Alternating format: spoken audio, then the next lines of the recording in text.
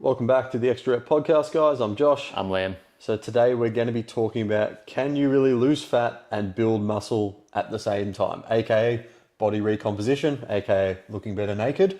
So I think this one is very interesting because a lot of people will say it can be done and a lot of people will say it can't be done. So we're going to sort of go through, especially what conditions you need for this to be, achievable. We're also going to go through, the key ingredients that you actually need to make this achievable as well. We'll talk about the scale as well, and I think that'll be a really important factor into why it may or may not move when you're trying to achieve this as well. We'll go through a lot of mistakes that most people are making when they're trying to do this, and then also sort of what to expect, like, timelines, tracking, what you need, and you're probably going to, a bit of mental strength in there as well at the end of it. So I think, Liam, like I said, the first question always is, can you do it? Do you think you can build muscle and drop body fat at the same time? The answer is yes. Do you find, like, when you say at the same time, I say yes, you can, but not both at the same time of the day, if that makes sense. So there will be periods where muscle building will be taking over, and there will be periods where fat loss will potentially be taking over from that point of view. 100%. It all goes in a 24-hour cycle. I mean, maybe there is some genetic freak out there that's doing something that we don't know about, but also at the same time, beginners as well can go through a bit of this, but it all happens under a 24-hour cycle, from the training stimulus to when you're eating, the thermogenic effect of food there, what steps you're taking throughout the day, and when you're sleeping. Yeah, they're really good points, and we'll go into those. I think what you touched on there with, people who are probably more susceptible to improve their body recomp, like absolute beginners, Yep.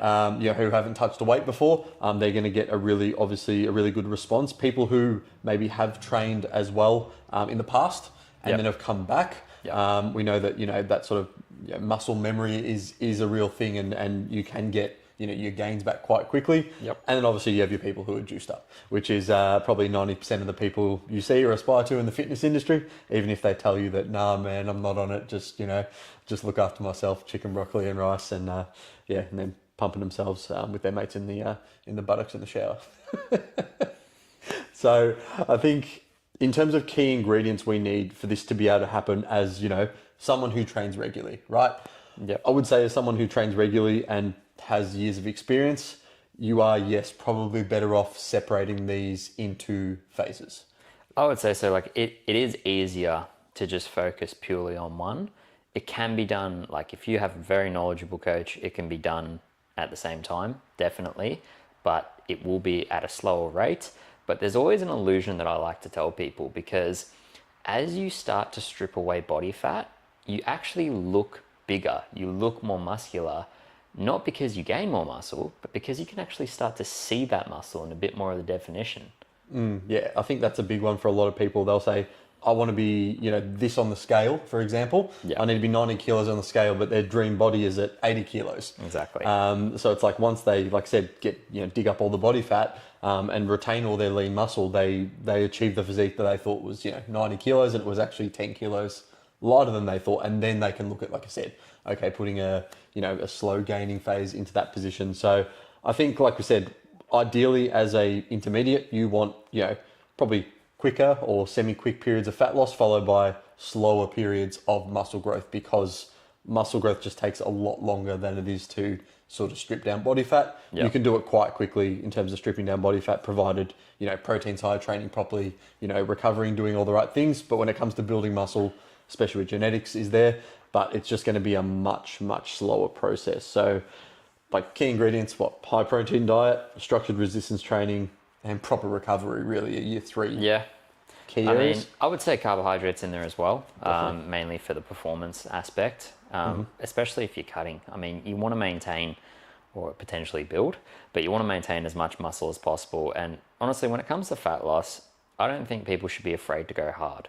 Did you ever hear the myth back in the day that you need to lose the fat slowly because it's more sustainable and it will stay off you longer? An absolute load of shit. Yeah, and it's interesting because, like, again, I've been talking like about my 8-week shred and been like, some of my stuff's been like 1,200 calorie diets are stupid, and for a strong majority of the population, they are very, very stupid. But there are some people who might be able to get away with doing that for like a 4-week period, for example, before Yep. going back to baseline. You Yep. know, they might be able to do certain things where they can just dig in deep and get it done. But the problem is that people go in with that 1200 calorie diet and they never have a plan out of it. Yep. There's no plan out. They just go in and think that's the be all and end all to lose fat. They obviously can't sustain it. They rebound and they just keep yo-yoing from eating fucking nothing to eating 5,000 calories every weekend. And they wonder why their body's Yep. getting confused and being like, oh, what the fuck's going on here? Exactly.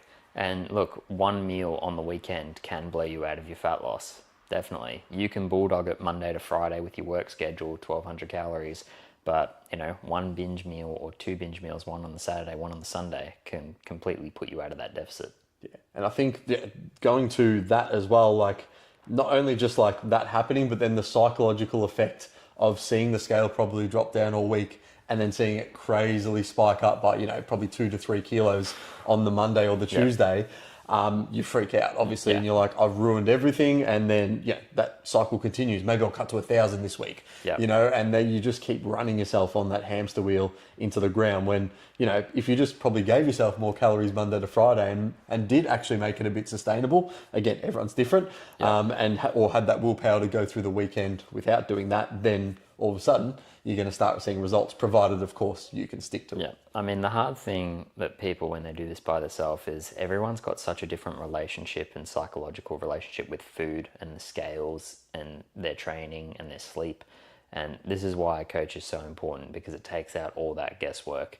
Yes, there's still that emotional and psychological component of it when you're going through this stuff, because losing fat and building muscle at the same time is not easy. It is not. You are forcing your body to change. Not only are you forcing it to build more muscle tissue through a training stimulus, but then you're also forcing it to strip fat off, which means you're going to be hungry. Yeah, I think that is one thing that, you know, when you're looking at body recomp, when we talk about, you know, back to energy expenditure and total daily energy expenditure, I like to think in terms of recomp, your golden area is probably what, like, just under maintenance. So you're probably looking at maybe like a 10% deficit or something like that. You know, it's going to get you, but of course that's going to also get you results in terms of fat loss slower. So slower. When we're talking about recomp, it's like, what do you want to do? It's like, yes, some people could still be really aggressive and recomp really well and hold on to all their muscle tissue, but some people might not be able to do that because of, again, the plan and how aggressive it is, and they might not be able to stick to that. But we'll be able to tell if we're tracking everything. We're tracking their performance and lifts in the gym. We're tracking, sleep's a big one, but if we're tracking their sleep, it's not always necessary. I mean, like it is a nervous system metric. If you're not performing well in the gym, then we can look at your sleep. But if you're on 1,200 calories, you're still performing well in the gym, you're still actually increasing your lifts every single week, then there's a good chance that you're actually still maintaining that muscle mass, and all the weight that you're seeing shed off the scale is purely body fat. Yeah, and I think this like scale really big thing here, because especially when it comes to body recomposition, the scale is probably one thing that might not move as much as you want, especially if you're already relatively lean, right?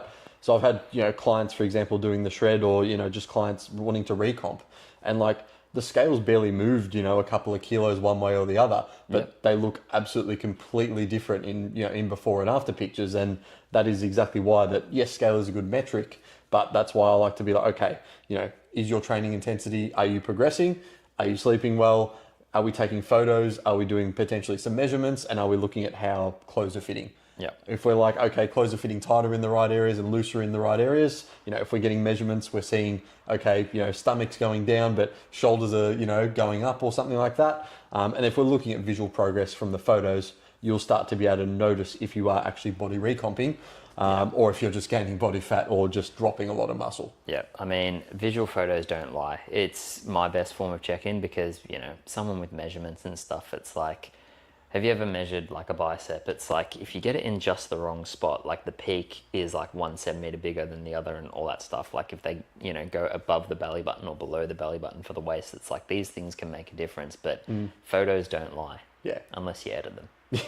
Yeah, a lot of people do that, unfortunately. But I think like going back to measurements, that's, because obviously I've measured, we both have, I'm sure, measured that many people in our lives, and it's just so easy to have a lot of discrepancies. And obviously, if you're doing that potentially incorrectly the first time, or it's slightly the wrong area, And then, you have clients who, they might have made progress and they can see it in the progress photos, right? Oh, yeah. But one measurement like flips and it's like a tiny bit, a 0.5 higher or something can just derail their whole, mental side of things as well, despite them proving it works. So I think it is something that I'd pick two things and I'd just stick with them. So for most of my clients, it's normally just obviously progress photos and you obviously looking at your weight, but then also still paying attention to how your clothes are fitting. Yeah, and definitely. I think that's the best way in terms of knowing if you're, like I said, if you're recomping as well. Also, you should be seeing results every single week. That's a big thing. I don't like seeing plateaus. I personally don't really believe in certain plateaus.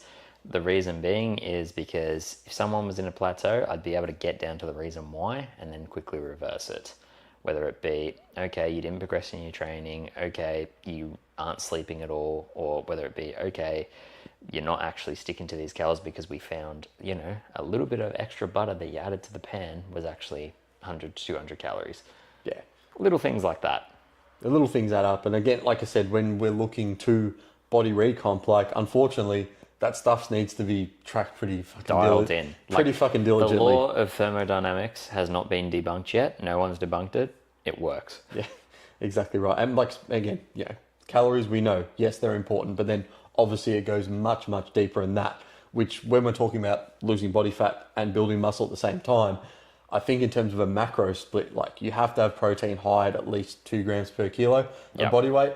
You want fats minimum probably at 0.5 grams per kilo of your body weight. Can probably definitely go up to 0.7, 0.8. I'd say for females potentially a little bit more. Depending on how much they start to weigh at first. Like, if you got a dude who's in 100 kilos looking to lose some fat, he doesn't need to be eating 70 grams of fat. He can eat 50. Yeah. Whereas if you've got a female who's like, 50 kilos, it's like you wouldn't really want them having 25 grams of fat a day. Exactly. So this is why coaching comes into play as well. Yeah, it makes a big, big difference. Huge but I think, carbs, obviously fat's minimum there, and then carbs, pretty much just fill the rest of your calories with carbs. And there's probably going to be some small but significant benefits in body composition if you can put a majority of carbs around your training, just because that is going to fuel performance. I know there was a study done basically saying if you didn't consume carbs in the window 3 hours after, next day exercise was impacted negatively by up to 30% or something. So, and on the plus side, the more carbs you can store in your muscles, the bigger and leaner you're going to also look as well, whilst making sure we're obviously still hydrated as much as possible. When you're dehydrated, you're going to look a bit flabbier, you're going to hold on to more of that water weight, whereas when you're obviously super hydrated, got those carbs in your system, you're going to look big and jacked and probably like you want to look. Exactly. I mean, you can be in a heavy deficit and still have 125 to 150 grams of carbs to play with. Yeah. So it's really easy to put 25 to 50 pre or post and then keep some just at dinner, so it helps you calm a bit down before you go to bed. And so your sleep doesn't get affected. It's actually really easy to do. Just a lot of people, they don't just do that tracking or prioritize. Yeah, for sure. And I think tiny bit of a tangent, but when we're talking about using fats or carbs or protein for fuel, carbs are protein sparing, which means the body is going to prioritize carbs to use as full with your training. So if you, especially coming to fasted, if you've done a position where you're fasted training and you haven't consumed any amino acids or anything like that, chances of you potentially breaking down protein or breaking down muscle tissue, which is what protein is made up of, is going to be a lot higher. That doesn't mean it's going to happen, but you just want to minimize the risk as much as possible when you're looking to recomp your body, because why would you want to lose any muscle at all if that's not the play? Exactly. And if you're already fatigued from low calories and then you're going in the next day training fasted, that will affect your training. It'll affect your perception of effort, which affects mechanical tension, which then affects your performance in the gym and won't drive muscle growth. And then if you don't get the numbers that you want, then you'll start to think and spiral and be like, the plan's not working, blah, blah, blah. Yeah. I think with that as well, there's obviously going to be probably a point where things will eventually need to change. So it's always hard to pinpoint okay, what needs to change? Does my training program need to change? Do I need to start doing some more steps or some more cardio? Do I need to increase my training volume? And these are all things where, we can't just give you the be all and end all answer because everybody is different. But I think for a lot of people, they would probably get more out of it by just training a little bit harder with their program, trying to push a little bit harder. and trying to not so much reduce the amount of cardio they're doing, but if you're doing like, say you're training 5 days a week, right? You're doing everything else right, and then you're doing like, 3 or 4 hit sessions a week, right? Probably gonna get to that upper end of, you might be able to sustain it for a few weeks, but it's probably gonna end up eventually coming back to bite you, which is why it's important to know when to put these things in and when to pull away when you're not able to recover from that. I mean, if you're in a deficit and you've done a weight training session and then you have a hit session later that arvo, there's no way you're recovering. Good luck. Yeah, there's no way you're recovering at all. The muscle damage, the central nervous system fatigue, the muscle fatigue, unless you're taking a complete 2 days off after that, like it's going to be very hard to hit some PBs the next session. Yeah, for sure. I think one thing that people seem to do a lot is when they're recomping, they'll seem to like just skip meals because they'll be like, oh, I want more calories for later. But again, that goes back to protein and keeping those amino acids in the bloodstream to retain that muscle tissue. So a lot of people will do that as well. And generally, of course, you do it once, it's fine. Yeah, it's not the be all and end all. Yeah, but you do it consistently, that's when it's going to be detrimental. And again, the likelihood of muscle breakdown is going to get significantly But also the likelihood of hunger and binging. If you skip a protein meal and, instead of going 3 hours between meals, you've gone 6 hours because you skipped one, you have more risk to actually binge. And then especially if it's later on in the day, people don't realize our willpower from everything that our brain has consumed depletes more at the end of the day. This is why people want to reward themselves with a beer when they get home. Or, decision fatigue. Yeah, decision fatigue, or that block of chocolate that's in the house, or pint of ice cream, or whatever it may be. Your willpower is always weakest at the end of the day. This is why if you don't have a nutritious dinner, or if you don't, or if, like you're really hungry, then you might make a mistake. It can happen. Yeah. It can cop us all. I think it goes back to structure, because you can have so many people who know what they're doing, right? They know how to count their macros, they know how to do all that, but they're not prepared with their food. So they don't have a couple of go-to meals. They don't have things that they know they can easily, potentially swap in or out ingredients. Yep. And like I said, I've probably changed my mind on this, where I used to think like meal plans were like, biggest waste of time because you can't stick to them. But now I'm like, they're very good to create a structure, and then you can start creating some flexibility. Like I've got a lot of like, I call them like flexi meal plans, where it's like, they might have an option of a couple of different breakfasts, and then like lunch and dinner will be like, add this many carbs, or this food with this many carbs, and add a protein source, add a fat source, and then, put a flavoring on it, or whatever it may be. And it just makes it really easy that when people get bored of that stuff, you can change the flavoring, change the carb source, change the protein source, and it keeps, the consistency and the fundamentals of getting enough carbs, protein, good fats, consistently, every day you're doing 2 meals of that at least, and then you can branch out a little bit and have some funner foods every now and again and fit those sort of things in. But you've got to start with some sort of structure first. And I think that's where, especially when it comes to body recomp, if you're not structured, like you're not going to get the body recomp results that you want. I mean, timing is absolutely crucial, as you mentioned. Like, I would argue people need to understand their circadian rhythm, because everyone works a different schedule, sleeps a different schedule, all that. But there are points in time where where you're hungrier than other times. You know that when you eat lunch, you're not that hungry, but you get home in the arvo and you really want an arvo snack. It's like timing little things like that. For example, I've just been having those cold pressed protein bars. They're like 140 calories, 20 grams of protein, 22 grams of fiber, something like that, sweetened with stevia, so they're not crap. And that's me on a cut. That's like my 3 o'clock snack. And I haven't eaten since 12, which was a post-workout shake, which was carbs, blueberries, banana, protein, all that stuff. And then I'll have a dinner later on, and that just keeps me satiated, but I'm still in lower calories. Yeah. And I think the one thing, like we'll go back to hunger as well. It's like, for example, I have, what do I have in 3 p.m.?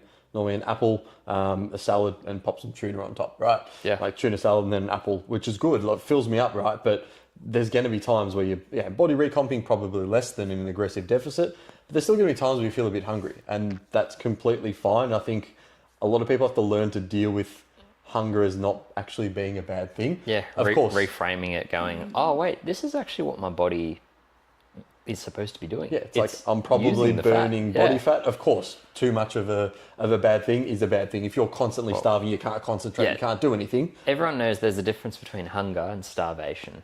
Yeah. And a lot of people, because we live in this dopaminergic society where we're so used to instant gratification and stuff, I always told my clients, like, drink a big glass of water and wait 20 minutes and see if you're still hungry. A lot of the times, I'd say 9 out of 10 times, it subsided. Yeah. Or if they just get distracted from work or just do something else, then the hunger goes away. Remember, hunger's always just a signal, and it just tells your brain, hey, eat something. But you're the one who's in control. You can just say, hey, just keep quiet, voice in my head, wait 10, 15 minutes, and your mind will just go, oh, okay, well, he's done.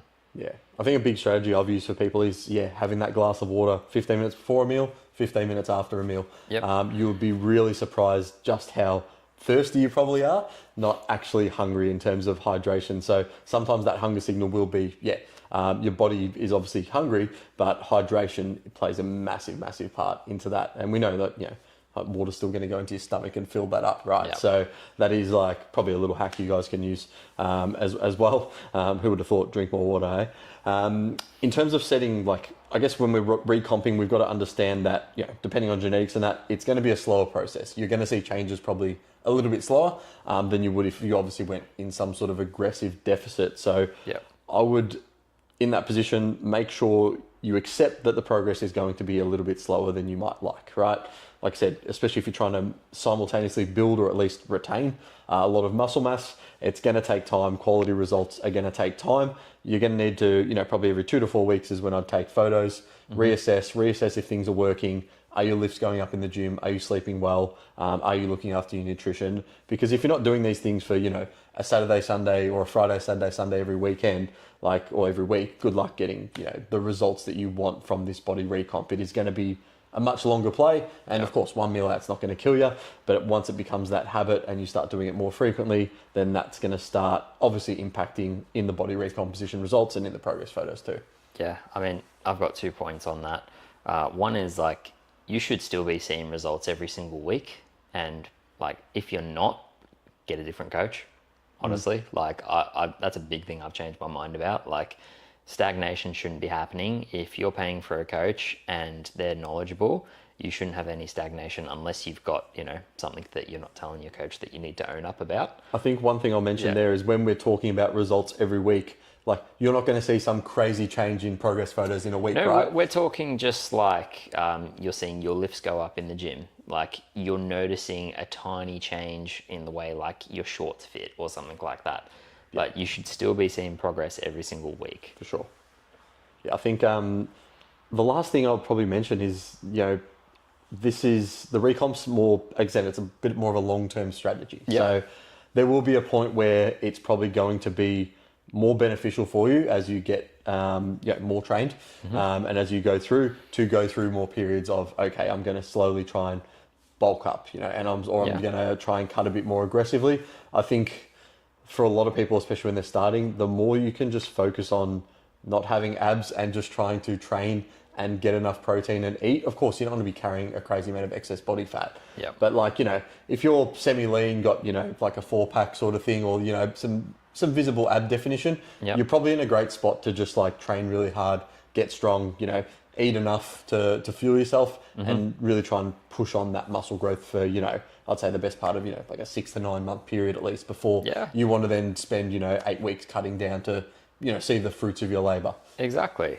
And that's the thing, like, when you have that time to eat some good food and train real hard, like, it minimizes a lot of fatigue from the diet as well. Like, dieting fatigue is a real thing and mental fatigue as well. Like, if you've just been cutting for 8 weeks and you're used to being hungry every day for 8 weeks, there is a lot of fatigue that accumulates. So sometimes you just need to wash away that fatigue with just some extra calories. Yeah. And that's why a lot of people, like I said, implement diet breaks and things like that. And we'll do probably a whole podcast on that. But that is exactly why people use those things. So, like, for example, for my clients, it's always like, okay, I'm about to cheat on my diet basically. And I go, okay, let's just have a day of maintenance. Like, sweet, go up, fill yourself up, have a bit more of this. Then we just jump back down tomorrow. Like, and it's like no harm done. And I think a lot of people don't realize that they can do that. Yeah. Right? They go like, oh shit, like, no, I've ruined everything. And it's like, no, it's just like one day out of the 6 days. If you're in, a deficit 6 days out of 7, you're in maintenance of 1, you're still going to see great results this week. Like, don't stress. Like, life happens, shit happens, And that's, the last thing I'll mention is that shit's going to happen. Like, it's never going to be perfect. You want things as structured as possible, of course, but we're not robots at the end of the day. So stuff's going to happen, but if you keep plugging away, keep training hard, look after your nutrition, look after your lifestyle with your sleep and your stress, you're going to see really good body recomposition results over a long period of time. Yep. I would just touch on that point to be devil's advocate and just say, don't use any of that as an excuse to not have things in your control that you can control though. It's like, remember, if you've signed up to make a change, it's like, just commit to making that change. Don't be like, oh, you know, I was told I could have a cheat meal this week, so I'm going to. It's like, if you don't have any plans and you know you can push through it, it's like, push through it.